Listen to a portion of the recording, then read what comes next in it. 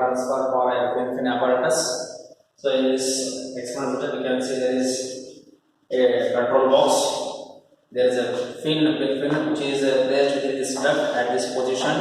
On this fin we have mounted the thermocouples, 5 thermocouples. Along with that we are having a delivery pipe. So whatever the air is being sucked through this one, it is being delivered through this outlet pipe. Here the flow rate of air is measured with the help of this orifice meter, and initially when we start the experiment we set the value of the current as 0.45 ampere with the help of this dimmer stat. Correspondingly we note down the voltage values in the scale of 200 voltages. Note it down, we get the reading of the voltage in the value of 200s. So now we are having the temperatures of indicator scale here. We are measuring around 5 temperatures here: T1, T2, T3, T4, T5, T6 and T8. We are getting it directly from the duct itself. This is inlet air and another is the outlet air itself. So once we switch off the experiment, air is being forced to pass through this duct. It passes over the fin. As it passes over the fin, on the fin at different positions we have mounted around 5 thermocouples. Each thermocouple senses the temperature of the air passing through it, which is displayed clearly on this indicator using this temperature indicator knob. And as the air flows outside, here there is an orifice meter. Using this orifice meter we can note down the value which is present using this U2 manometer. That is the flow rate. This is the left limb and this is the right limb. So once we start the experiment, we can see that the height of the limbs is taken to understand the flow rate of air. Now you can see that the air is passing through this duct. As it passes through this duct, there is a fin here.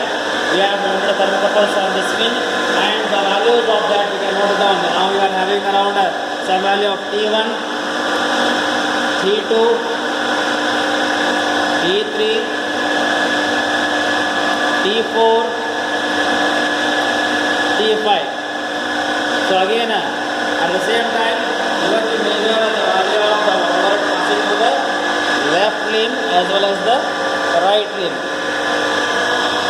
This is the left limb and this is the right limb. This is the difference in the water head column. So this is one set of readings. This entire thing again will repeat for the next class until we get the steady state. So again we take it back to the position number 1, wait for 5-10 minutes, and again for after 5-10 minutes we go on noting down the values, such as again starting from the one itself, T1, T2,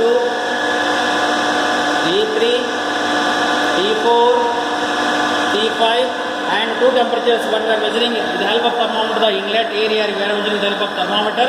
Similarly the outlet air we are measuring here at this point using thermometer manually itself. So around 7 temperatures we are measuring here, and at the same time we are noting down the values of even the water column in the left limb as well as in the right limb. This will carry on continuously until we get the steady state. So this is regarding the heat transfer to a fin apparatus. So once we complete the readings, we tabulate them in this tabular column. As I was telling you, we are setting the voltage and amperes. We are writing down the manometer column, left limb, right limb, the difference in the head column, and all the temperatures which are visible in the temperature indicator. So after we get all of them, we go for our calculation part, where we are calculating the average fin temperature using this equation: T1 plus T2 plus T3 plus T4 plus T5 by 5, because we are mounting 5 thermocouples on the fin. So average of all the 5. So the values which we are taking down, we are taking down for a steady case. So you can see here at this point we are reaching the steady case, and this steady case value we are taking for our further calculations. So this is beta value we are calculating with the value of this equation. Then we go on for the finding value of density of air, and as we proceed further we are finding other things. The value of flow rate using the QV value, CD pi by 4 d square square root of 2g head equivalent to the corresponding values. So now you can see that as we are going on continuously, we are finding the Reynolds number using this equation RAVD by S rho. So here you can see here, similarly the Nusselt number we are finding here NU SD by KR. This is this equation, we get the value of H. And as we proceed here, we are getting here the emissivity and the Biot number using this particular calculations.